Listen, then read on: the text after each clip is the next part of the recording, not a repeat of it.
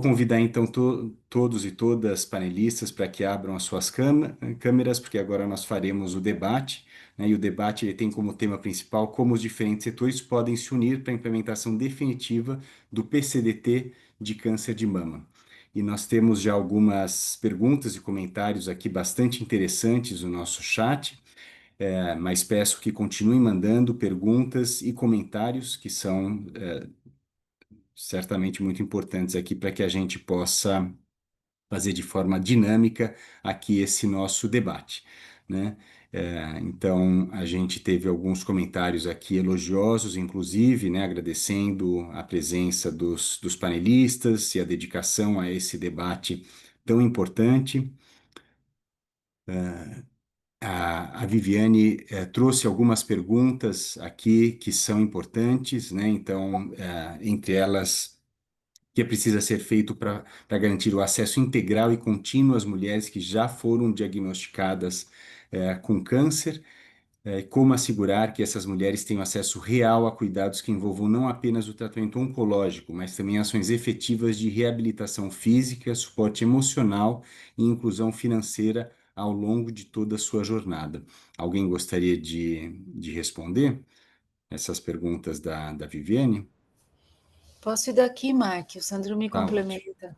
Obrigado. Olha, eu acho que isso que a Viviane está trazendo é sensacional, né? É dessa forma que a gente acredita que tem que ser o tratamento, né? Que a paciente seja olhada, a gente fala, né? Além da biologia, né? Que a biografia dela seja considerada. Então, a gente sabe o quanto o câncer ele chega, né? Afetando todas as áreas da vida de uma mulher. Então, adorei saber aqui, inclusive pela deputada, que ela está olhando para a questão da fertilidade, que é sempre, né? Um aspecto aí tão importante, ainda mais que o diagnóstico, né, que os diagnósticos estão acontecendo cada vez mais cedo na vida das mulheres. Então, acho que te respondendo, Viviane, hoje, né, no modelo atual de como um CACOM deveria funcionar, a paciente já deveria ter acesso à psicologia, né, à nutrição, tá tudo isso incluído, né, Sandro? Assim, né, inclusive para um CACOM, né, existir. Ele tem regras, inclusive cuidados paliativos, inclusive uma área que a gente tem olhado com muita atenção, que é o quanto as pacientes têm sentido, estão tendo a sua dor negligenciada, né? O manejo de efeito colateral, então isso precisa acontecer, né? Cuidados paliativos precisa chegar cada vez mais cedo na vida das pacientes. Então, já deveria funcionar, né? Agora, ampliando um pouco esse escopo, isso tudo também está previsto na nova lei do câncer, né? Então, eu acho que a gente tem aí, né, reforços que chegaram para garantir esse cuidado integral, para garantir, né, né, que essa paciente possa ser cuidada da melhor maneira possível, né? Porque conforme a gente sempre fala, não é só tratamento, né? Tratamento com certeza faz muita diferença, mas precisa acontecer, né? Esse cuidado 360 aí. Então, acho que, sei, Sandro, se você tem coisas para complementar. Luciana, sem dúvida, o tratamento integral dentro das políticas de saúde pública no SUS é um conceito basal, absolutamente assumido como necessário em todas as áreas. Na área de oncologia, mais próxima do que a gente está discutindo aqui, essas necessidades são muito candentes, são muito presentes no dia a dia, nesse sofrimento que perpassa a usuária do SUS desde que teve uma suspeita de um diagnóstico de um nódulo. Está na atenção básica, quando conseguiu chegar lá, aguardando um encaminhamento ou a realização de um exame que pode confirmar a necessidade de um tratamento mais complexo. E esse perambular da usuário dentro do sistema de saúde, infelizmente, ele não é gerenciado. A expectativa de que essa política de navegação venha a suprir essa, essa necessidade, mas o que a gente precisa é de bons exemplos que estejam funcionando na prática para serem replicados. Porque só criar, no âmbito das secretarias estaduais, secretarias municipais de saúde, grupos condutores e pessoas que estão fosforilando como é que a navegação vai acontecer dentro do sistema de saúde para que a, a mulher lá em Vitória de Santo Antão entenda um diagnóstico de câncer, possa chegar rapidamente a uma instituição como o IMIP e poder, dentro do IMIP, receber um tratamento integral. Isso tudo é muito teórico ainda. É preciso a gente ver bons exemplos funcionando e isso depende, infelizmente, do tempo para consolidar essas práticas dentro do sistema de saúde. Mas eu espero que bons exemplos emerjam e sejam replicados no nosso país. Muito obrigado. Aqui a Viviane também, ela tem faz um outro comentário, né, seguido por uma pergunta, que é em relação à comunicação, às campanhas de prevenção e conscientização sobre o câncer de mama claro, né, visando esse diagnóstico precoce. Então, ela coloca aqui é, que muitas vezes não são consideradas mulheres em situação de vulnerabilidade, especialmente de baixa renda, né, porque elas não se reconhecem nas mensagens que são vinculadas às figuras, né, que aparecem fazendo essas campanhas, né, são figuras muito diferentes delas, né, muitas vezes ela coloca aqui é, brancas de alto poder aquisitivo, e como tornar essas ações mais inclusivas, representativas e eficazes, né, para que possam atingir o seu objetivo. Eu acho que a Celina poderia fazer um comentário a esse respeito, né, e depois quem quiser complementar também, Uhum. Celina. Ah, desculpe, Jurema, você iria Não, não, comentar não. esse? Não, eu posso comentar Fique depois à da vontade. Celina.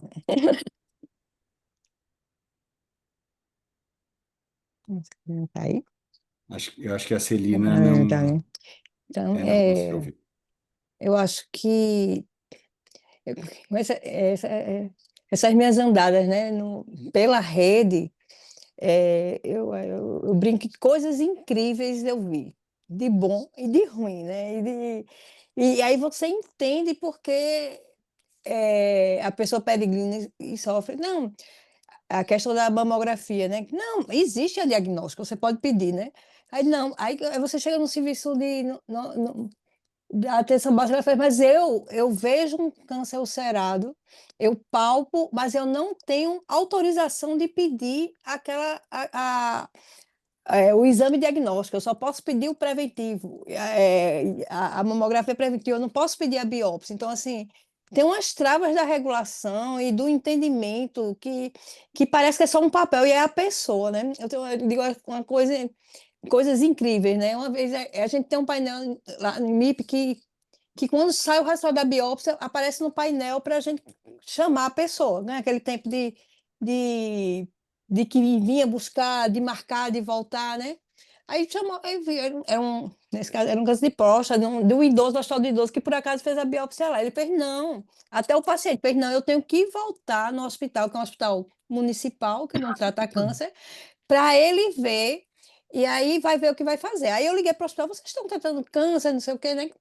Aí, não, não tô. Aí tá, aí fez, não, mas ele tem que vir mesmo para que eu mandar para o posto para ele voltar para onde ele está. E é assim, minha gente, e as pessoas acham normal, e até o próprio paciente achou normal isso.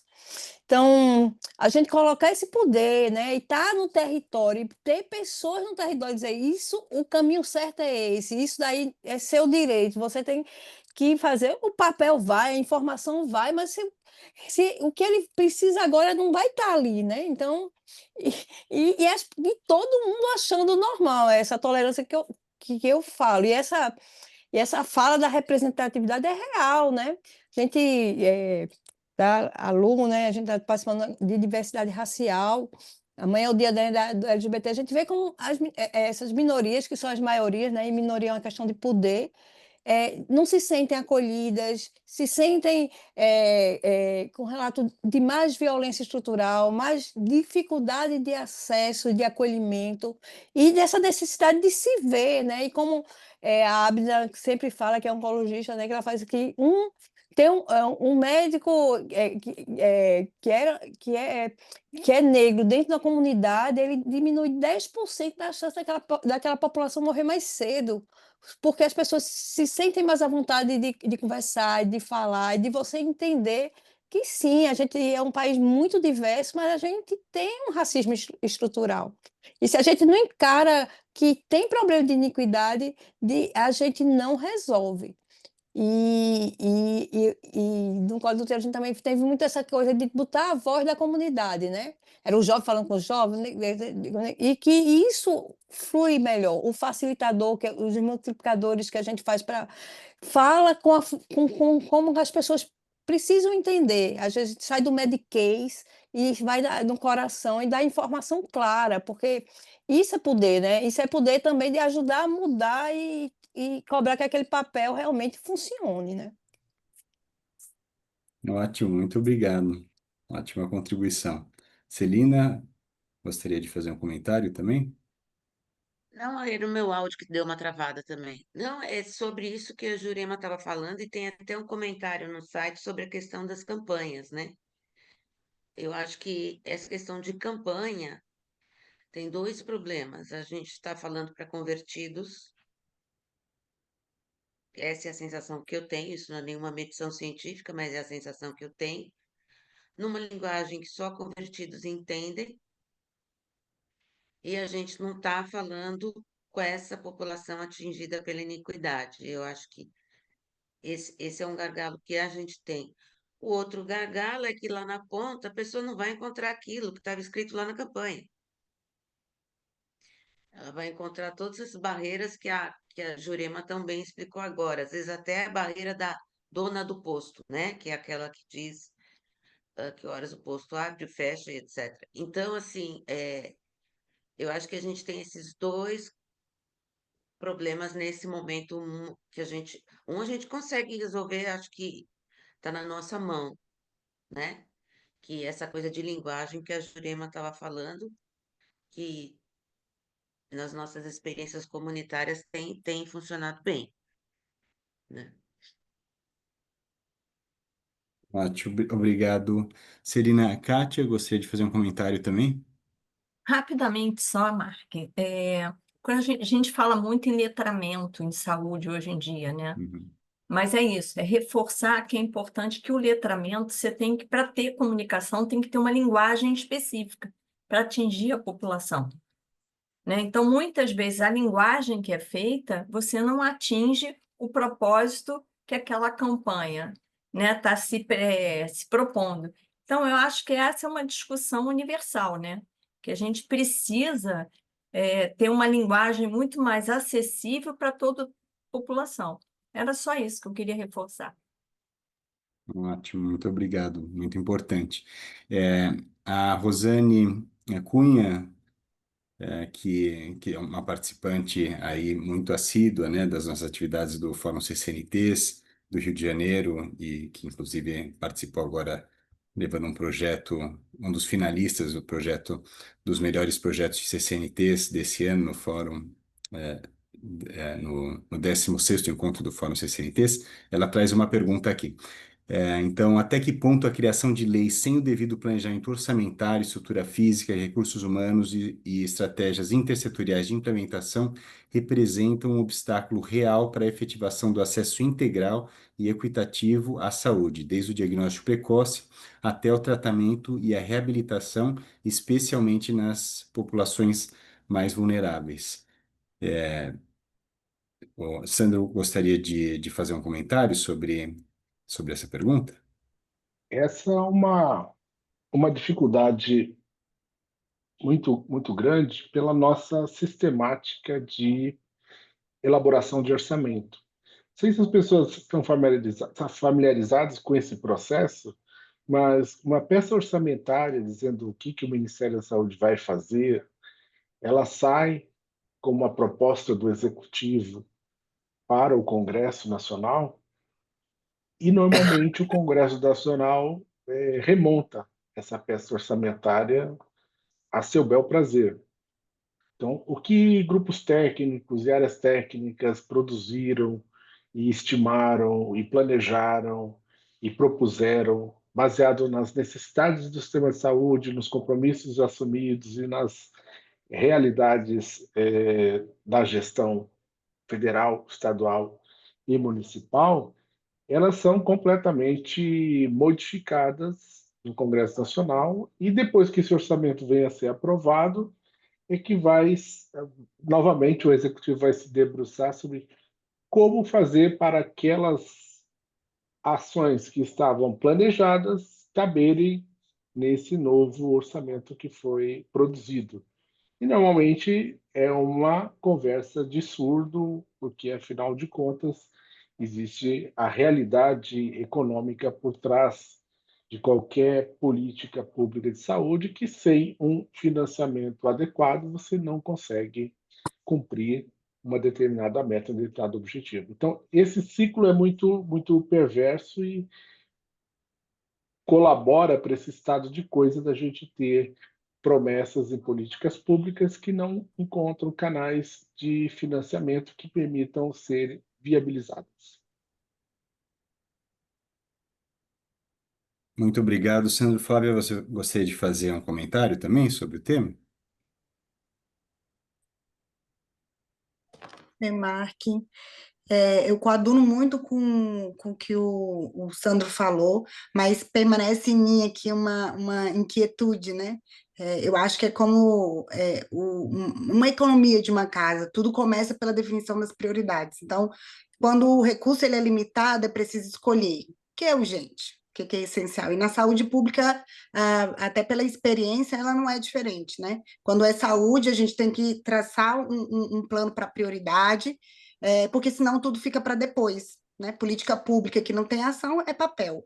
Então, quem precisa de tratamento não pode esperar. Então, como que, ainda nesse processo que é conflituoso do que a gente planeja, o que de fato a gente vai ter recurso, como que a gente pode trazer uma eficiência desses recursos e tentar atender de uma forma mais qualificada tudo aquilo que a gente precisa, né? Dentro de uma linha de prioridade. Então, sim, é um sistema que ainda precisa ser revisitado, que ele precisa ser olhado, melhor planejado, mas também no momento que a gente está, e é histórico isso, tem que ter definição de prioridades para que a gente possa avançar, porque senão não há avanço.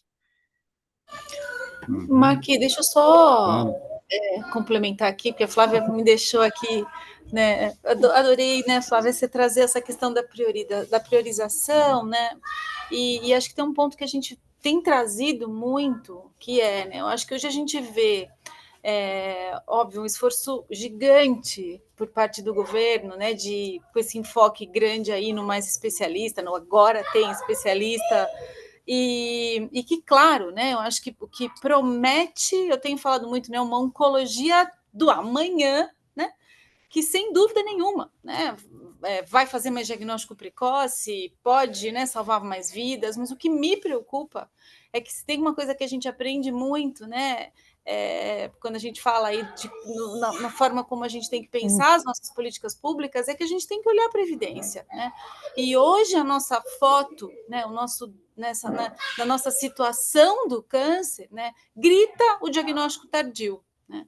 E a gente tem muitos e muitos pacientes esperando, né, por um olhar mais atento, né? E hoje um paciente convivendo com uma doença já numa fase mais avançada precisa de tratamento, né? Então me preocupa um pouco isso, assim, sabe? Eu acho que a gente precisava ver pelo menos nas ações hoje em andamento esse balanço, né? Esse equilíbrio entre o que eu estou fazendo, que pode mudar a nossa realidade do amanhã, e o que eu estou fazendo para a foto de hoje, né? Sabe? Então isso me preocupa um pouco. Eu quero dizer que a mim também, viu, Lu? Assim, eu tenho dito muito que eu não sou assessora do Ministério da Saúde, né? Eu estou aqui daqui de antes, né? E quando eu comecei no colo de útero, que ele tem os três pilares, né? Que é a vacina, a prevenção e o cuidado. E eu era a chata do cuidado, né? Do cuidado, porque a gente fica tão empolgado, e eu também, né? Com o potencial da vacina, com coisa, mas a gente não pode esquecer de quem está doente, né? A gente, de novo, a gente tem uma responsabilidade social, né? Esse adoecimento fomos nós todos que permitimos também. E mesmo que for uma questão biológica, assim, é um imperativo ético, moral, de a gente tratar quem tá, de cuidar de quem está. Ah, é paliativa.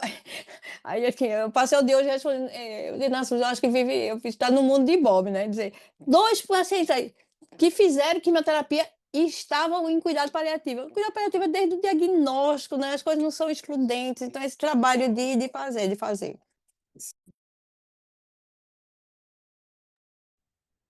Então, esse esforço, né, e que eu acho que tem que fazer e a gente tentar também tornar o processo mais eficiente, né? Que é o famoso, é o incrível caso que ninguém está satisfeito, né? Mas uns estão sofrendo mais. Obrigado, Jurema. Eu acho que a sua câmera desligou. O Kátia, acho que se você quiser fazer um comentário, assim, realmente eu gostei muito do que você apresentou, né? E principalmente mostrando que é um compromisso da ANS ali pautado pela própria política nacional do câncer, né? Então não é inventar a roda, né? Mas é fazer ali acontecer o que já está previsto e da melhor forma, né? E de uma forma realmente que está sendo certificada, né? Com certificado de boas práticas e tudo mais. E uma coisa que me chamou a atenção né, e que eu acho que mais um chamado, né, para isso que a Luciana trouxe, que é a necessidade de diagnóstico precoce, né, foi um dado de que o rastreamento de mamografia ele é mais o dobro no setor privado do que no setor público, né? Então, e a grande maioria das pessoas depende do setor público, né? Então, eu encontrei um número ali de que de 53% no privado e apenas 23% no setor público, né? Então, é bastante preocupante aí como né, isso que a gente observa. Mas uma pergunta que eu tenho para você também, Kátia, que foi algo trazido pela Celina, né, e que a gente não discutiu em profundidade aqui, porque realmente nem era a ideia, né, mas é sobre as mulheres com risco aumentado, né, que não existe, parece, no PCDT, nada que mencione esse grupo, né, de mulheres com risco aumentado, uma atenção ali especial, né, para o diagnóstico precoce, que talvez né, seja necessário, né, uma atenção ali específica. Nessas ações, nesses modelos, né, que você descreveu para a gente, né, como um correde da ANS, existe alguma previsão de atenção a esses grupos, não?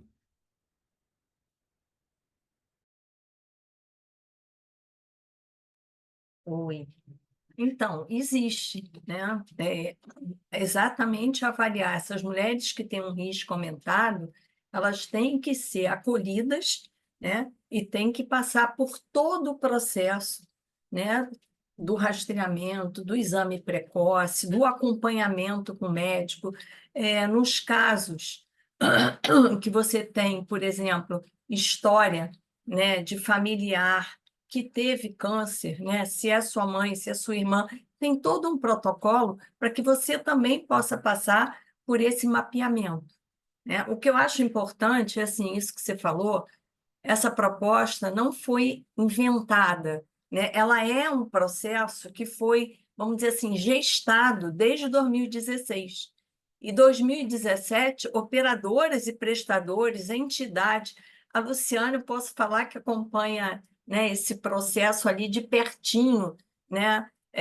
Então, assim, é um processo que ele veio de um relatório das principais, eu vou botar assim, deficiências do sistema para olhar para essas pessoas, né? Então, é olhar para quem tem sinais e sintomas e não sabe que aquilo é um sinal e sintoma, são mulheres de risco, mulheres que a parte psíquica também, hoje a gente falou aqui, e eu estou vendo aqui no chat, falando, né, quer dizer, da própria mutilação das mulheres, é mutilar, sim. E qual é o respaldo que se pode dar para essas mulheres? um diagnóstico de câncer na vida de uma pessoa desestrutura a família inteira, né? Então, mas tem, tá? Tem a parte prevista, tanto para o cuidado, né, e para o acompanhamento dessas mulheres que têm um risco aumentado. Ótimo, muito Eu te obrigado. respondi? Sim, sim, muito obrigado De nada. pelo esclarecimento. Bom, a gente obviamente está chegando ao fim, né? Infelizmente, porque está tão interessante aqui o debate, seria ótimo poder continuar aprendendo com esses líderes aqui presentes, né? Essas líderes. Mas a gente vai ter que encerrar, então eu vou pedir para que cada um faça uma curta fala, né, de 1 minuto de encerramento, principalmente priorizando a resposta a essa nossa pergunta, né, do debate, e como os diferentes setores, portanto, como nós aqui, né, presentes, as nossas instituições, podem se unir para a implementação definitiva do PCDT de câncer de mama. Vou começar, então, girando aqui, conforme aparece na minha tela, pelo Sandro Martins, por gentileza. Obrigado, Mark. Bom, a EBSER é uma rede de hospitais universitários no país, teria preponderância no papel de liderar um movimento de implementação dessas diretrizes dentro das suas instituições, que são referências nas redes de saúde onde estão inseridas. Eu acredito que deve avançar, aproveitando essa iniciativa do Agora Tem Especialista, especialmente com o uso de ferramentas de saúde digital, em apoiar, de fato, a integralidade do cuidado dentro das redes de saúde. Ótimo, muito obrigado, Sandro. Kátia Aldi, por gentileza. Eu acho básico a necessidade de trazer informações em saúde, de uma forma inteligível, né, que as pessoas possam ter acesso à prevenção, ao cuidado, às complicações, ao tratamento, né? Então, entender esse processo é um processo não só dos beneficiários, né, e aí pacientes e dos profissionais de saúde, e até a própria questão que as operadoras, no caso, hospitais como é que se diz, serviços de atenção oncológica, adotem, né? Adotem uma linha de cuidado com cuidado integral, né? E integrado. Tá? Ok, Obrigada. muito obrigado pela presença, Kátia. Celina Martins, por gentileza. Gente, agradecendo de novo todos vocês. Eu estou com a Cátia. Eu acho que a coisa só se solidifica mediante, não gosto da palavra conscientização, mas do conhecimento da população usuária sobre o problema. Eu acho que se você não demandar, todo mundo se acomoda, né? Então, eu acho que as campanhas numa linguagem acessível e que as pessoas se reconheçam nelas é essencial. E, ao mesmo tempo, continuar na nossa batalha das reuniões, dos ofícios, dos GTs, que agora surgiu mais um, mas que a gente não foi convidado para a festinha. Mas eu acho que é isso, não tem muito como escapar, né? Porque a gente precisa ter essas duas pontas. Obrigada novamente. Muito obrigado, Celina, obrigado pela participação. Então, já vemos aí que informação, né, e dedicação para participar dos debates e das ações, né, para que avancem essas políticas, estão garantidas aí, né, nas falas que nós ouvimos aqui das nossas participantes. Jurema Teles, por gentileza. Eu acho que como a Luciana falou, é uma conquista, né? É um marco você ter uma diretriz estruturada e a gente tem que cuidar dela. E eu acho que uma coisa é praticá-la, né? Praticá-la e cobrar que a gente precisa para fazer ela plenamente. Porque outra coisa incrível, né? O óbvio, né? Não, não é porque ela existe que todo mundo sabe, inclusive os profissionais de saúde, inclusive os especialistas, inclusive a equipe multi, quando a gente coloca. Então, colocar isso, né, dentro de uma coisa organizada, dentro da diretriz e dar força para ela e dar ela vida, eu acho que é uma contribuição para que ela permaneça e tenha uma necessidade de ficar se atualizando e pessoal, está aqui, nosso gestor, né, ó, isso aqui está previsto, como é que a gente vai organizar, como é que a gente vai priorizar, né? Então, acho que é dar vida a ela e dar Ótimo. voz. Muito obrigado, Jurema. Então, sabemos que, né, pelo seu compromisso aí, a Secretaria Estadual de Pernambuco continuar avançando muito. Então, tomara possa participar em próximos eventos, trazendo aí os resultados cada vez melhores dos serviços. Flávia Martins, por gentileza.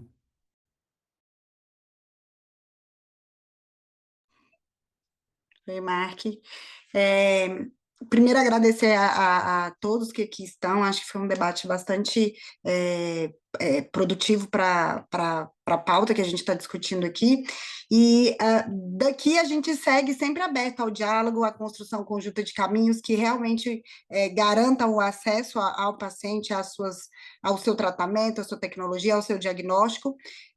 Desenvolver um tratamento não, é parte da solução, mas não é tudo, e a gente acredita que torná-lo acessível é o que completa todo o ciclo de cuidado. Então, estamos super disponíveis e abertos para ajudar nessa construção por meio do diálogo, por meio das campanhas, e sempre tendo a consciência que a comunicação ela é uma parte estratégica, né, de tudo isso, ela não é acessória. Então, campanhas de conscientização, debates, rodas, tudo isso ajuda a gente a levar essa pauta para frente e conseguir alcançar e tirar essa política do papel e chegar realmente a quem precisa. Obrigada. Muito obrigado, Flávia. Luciana Holtz, por gentileza.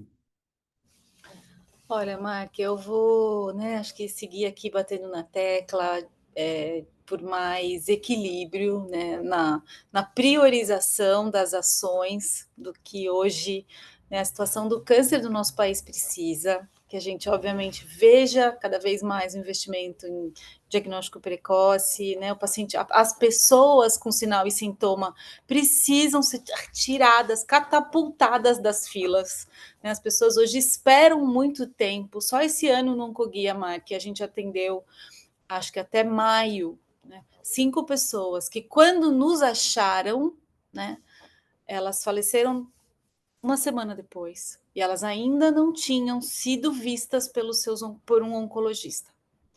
Assim, de tanta espera, e todos tinham, né, o resultado na mão de um exame escrito é câncer. Né? Então, sem dúvida nenhuma, né? Melhorar essa regulação, melhorar essa priorização, tirar essas pessoas da fila. A gente tem um documento que está para ser publicado também, que a gente é muito fã, que chama Protocolo de Alta Suspeição. Esse documento ele traz essa priorização, né? Ele permite que municípios e estados tirem essas pessoas das filas e atendam com mais agilidade. Então, esse é um pedacinho. Outro pedacinho né, que a gente, sem dúvida nenhuma, né, arrume dinheiro, né, e esse é outro ponto, né, se é falta de orçamento o atual problema, né, que isso também seja trazido de forma transparente, né, assim, nas 2 últimas reuniões que eu participei do Consinca, né, eu ouvi, né, do atual diretor da oncologia do Brasil, hoje a gente ganhou, né, um departamento de oncologia, que para se incorporar as 20 tecnologias que estão na fila da Conitec, né? Porque aqui a gente fala de mama, mas são quase 20 tecnologias paradas há mais de 10 anos.